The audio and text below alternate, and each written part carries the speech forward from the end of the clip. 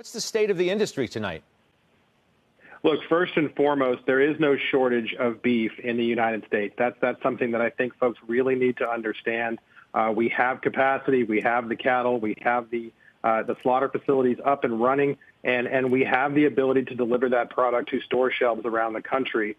And importantly, the administration's designation of our industry as part of that critical infrastructure is what's really going to allow us to continue providing that as we see different portions of this shutdown take effect in different parts of the country. These critical workers that you mentioned certainly aren't immune to getting sick, whether it's those working in slaughterhouses, truckers, your other workers, et cetera. How are you dealing with that?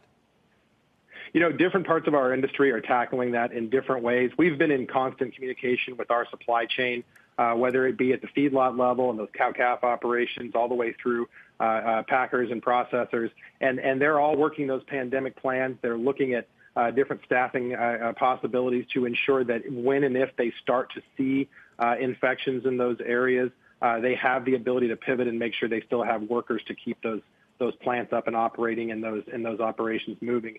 As well on the transportation and trucking side, that's something that they're going to have to continue to manage. But we're hearing positive signs from all of those different areas, as we are from the federal government on the inspection side, whether it's FSIS or APHIS or the Ag Marketing Service.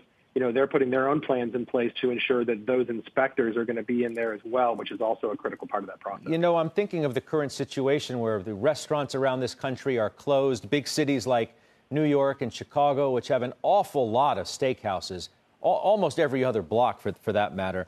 How are you being affected by the drop-off in demand from restaurants being closed? Well, you know, box beef has been flying off the shelves, and at the retail level, we've seen a 77% surge in sales in just since the week of March 15th, which was last week. And I think what we're seeing is a little bit of a pivot from some of those wholesale shipments to the retail side to make sure they meet that consumer demand. Obviously, you know, I'm in Washington, D.C., and we can still get cheeseburgers and steaks delivered from places around our office in downtown D.C., but clearly their traffic is off.